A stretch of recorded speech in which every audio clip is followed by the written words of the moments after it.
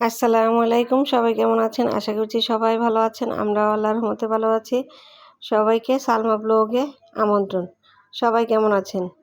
আমি আল্লাহর রহমতে আপনাদের দোয়ায় অনেক ভালো আছি। এই যে সুন্দর করে সাজুগুজু করছি, হাতে মেহেদি পরছি।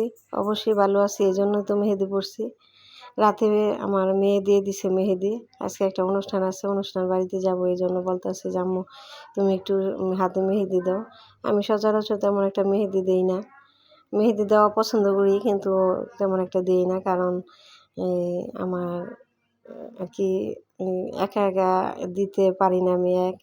আবার তেমন একটা সাজুগুজু আমি করি না, পছন্দ করি না। তারপরে তো এই যে সকালে নাস্তার জন্য এসে বললাম নাস্তা তৈরি করুম।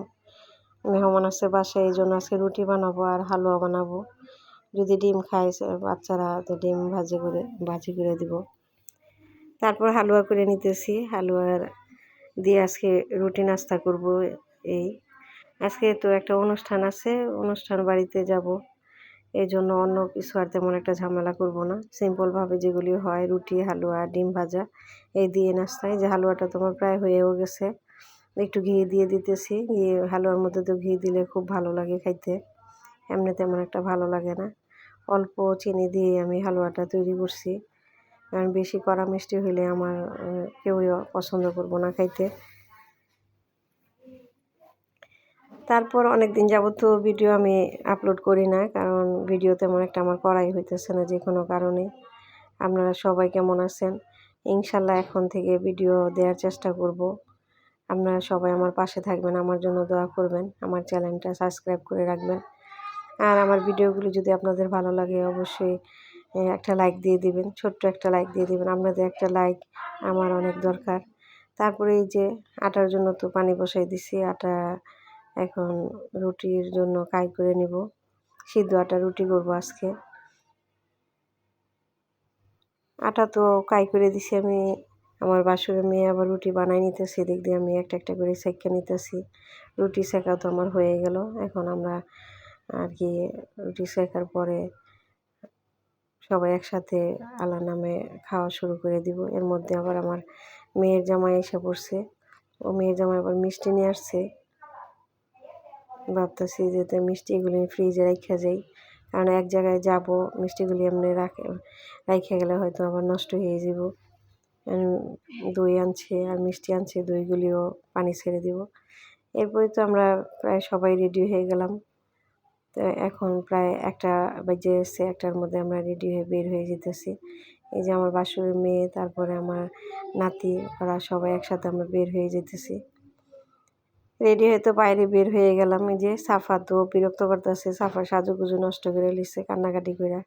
এই জন্য আমার মেয়ে আবার রাগ করতেছে যে সাজাই দিছি, এগুলি নষ্ট করে লিতেছে। তারপরে তো অটো স্ট্যান্ড চলে গেলাম। অটো স্ট্যান্ড যাওয়ার পরে সবাই অটোর মধ্যে উঠে গেলাম একসাথে। অনেক দিন পরে আমাদের যাওয়া হইতেছে গ্রামের দিকে। গ্রামে যাওয়া তো খুবই একটা মজার ব্যাপার। এই যে আমার বাসুরের মেয়ে, তারপর আমার এই যে নাতি, মেয়ে, আমার বড় মেয়ে, ছোট মেয়ে, আমার ছেলে, মেয়ের জামাই, ওরা সবাই আমরা একই অটোর মধ্যে উঠে বসে পড়ছি। তারপর তো অটো সাইডে দিল, প্রায় অনেকটা আগা হয়ে গেছি আমরা। তারপরে একটা ব্রিজের এখানে আসার পরে একটু ভিডিও করলাম। এই যে দেখেন, গ্রাম তো খুবই সুন্দর, গ্রামের মতন সৌন্দর্য আর কোথাও নাই।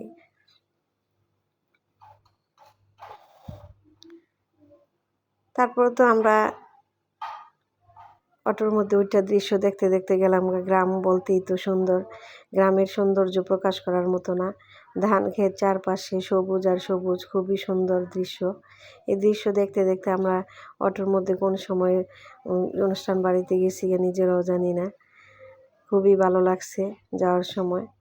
রোদ, তারপরও বাতাসের জন্য অতটা রোদটা বোঝা যাইতেছে না। আমরা কেশরীতে একটা জায়গা, সেখানে আমরা একটা অনুষ্ঠান বাড়িতে যাব, মুসলমানের দাওয়াত আছে, সেই দাওয়াতে। এই যে তারপরে তো অনুষ্ঠান বাড়িতে চলে গেলাম। ওইখানে তো গিয়ে দেখি গ্রামের মানুষ, যেহেতু ওনারা খাওয়া দাওয়া আগেই শুরু করে দিছে, আমরা অনেকটাই লেট করে আসছি। এরা খাওয়া দাওয়া করে বের হয়ে গেছে, সবাই এর মধ্যে আমরা গেছি। তারপরে তো খাওয়া দাওয়া সবাই করতেছি, স্টেজ খালি নাই, ফাঁকা নাই আর কি। এরপর আমরা বাড়ির ভিতরে গিয়ে একটু কিছুক্ষণ বসলাম, বসে রেস্ট টেস্ট নিয়ে তারপর আমরা স্টেজে আসবো। বাড়ির ভিতরটাও খুব সুন্দর, সব স্টেজ সাজাইছে ঝলমল কইরা, লাইট টাইট লাগাইছে, খুবই সুন্দর লাগলো। আমরা এখানে গিয়ে সবাই, আরও মহিলারা সবাই একসাথে বসে, আমরা ওইখানে গিয়ে বসলাম। এই যে আমার ছোটো মেয়ে আমার ছেলের বন্ধুর সাথে দুষ্টুমি করতেছে। তারপর তো রেস্ট নিয়ে যে স্টেজ আইসা পড়ছি, স্টেজ প্রায় ফাঁকা, অনেকের খাওয়া দাওয়া প্রায় শেষ হয়ে গেছে, আমরাই একদম লাস্টে। তারপর তো খাওয়া দাওয়া শেষ করার পরে আমরা বিকেলবেলা একটু বের হইলাম। ওইখানে একটা জায়গার নাম হচ্ছে কেশরীতে বটতলা, ওইখানে গেলাম। ওইখানে গিয়েও খুব ভালো লাগলো। এর আগেও আমি কয়েকবার গেছি এখানে, আমার খুবই ভালো লাগছে। একটা বিশাল বড় বট গাছ আছে ওইখানে। এখানেও অনেক জায়গার লোকই আসে এই বট গাছটা দেখার জন্য। বর্ষার সময় অনেকে আসে পিকনিকের করার জন্য, আবার নৌকা ভ্রমণ করে, নৌকা দিয়ে অনেকে ঘোরে। বর্ষার সময় খুবই সুন্দর লাগে। এই যে দেখতে পাইতেছেন একটা রিসোর্ট, এই রিসোর্টের মধ্যে যাওয়ার সময় অনেকে নৌকা দিয়ে যায়, খুবই সুন্দর লাগে দেখতে। এই যে দেখছেন গ্রামের দৃশ্য, খুবই সুন্দর মনোরম দৃশ্য। তারপর আমার মেয়ের যেমন ওরা তো হাঁটতে হাঁটতে যাইতেছে, আমি আবার পিছনে পিছনে যাইতেছি আস্তে আস্তে। তারপর রিসোর্টে যাওয়ার রাস্তায় আমরা আস্তে আস্তে হাঁটতেছি, কারণ প্রচুর রোদ্রে তো অবস্থা খারাপ। রোদের কারণে বাতাসটাও তেমন একটা গায়ে লাগতেছে না, গরম লাগতেছে। এই জন্য ভাবলাম রিসোর্টে গিয়ে ওইখানে একটু বসে তারপর কতক্ষণ রেস্ট টেস্ট নিয়ে তারপরে বিকেলবেলা হাঁটবো বা ঘুরবো। ওইখানে গিয়ে বসবো এই উদ্দেশ্যেই গেলাম। প্রখর রোদের তাপে তেমন একটা ভালো লাগতেছে না, ঘোরার আনন্দটাই যেমন নষ্ট হয়ে গেছে রোদের জন্য। তারপরে যে ভিতরে গেলাম, খুবই সুন্দর দেখতে, দেখার মতো জায়গা।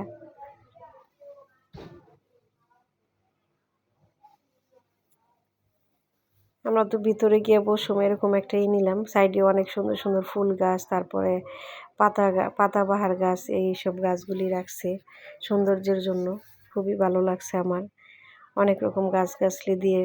ওইখানে ভিতরে গিয়ে বসার পর অনেকক্ষণই বসা একটু হয়েছে, পরে যে চলো বট গাছের নিচে এসে বসি। ওদিকে অনেকটাই গরম লাগছে, এই জন্য ওদিকে আর দেরি করি নেই। বট গাছের নিচে অনেকক্ষণ বসার পরে রেস্ট টেস্ট নিয়ে পরে আমরা বের হয়ে গেলাম যে চলো জায়গা, কারণ প্রচুর গরম লাগতেছে সবার। গরমের কারণে আমরা ভাবলাম যে চলো জায়গা। পরে তো আয়সা পড়তেছি, মেয়ে আবার বলতেছে যে ছবি উঠাইতে। আমার মেয়ের জামাই আবার ছবি উঠাই দিতেছে আমার ছোট মেয়েরে। এই যে এটা আমার বড় মেয়ে, আর এই যে কেটি ছোট মেয়ে। তারপরে তো আমরা একটা সিএনজি করে নিলাম, সিএনজিতে আমরা সবাই উঠে গেলাম। সিএনজি দিয়ে এখন বাড়ির উদ্দেশ্যে আইসা পড়তেছি, কারণ গরমের মধ্যে তেমন কেউ দেরি করতে চাইতেছে না, এই জন্য আমরা আইসা পড়লাম। ভিডিও আর বড় করলাম না। সবাই সুস্থ থাকবেন, ভালো থাকবেন, আমাদের জন্য দোয়া করবেন। আল্লাহ হাফিজ।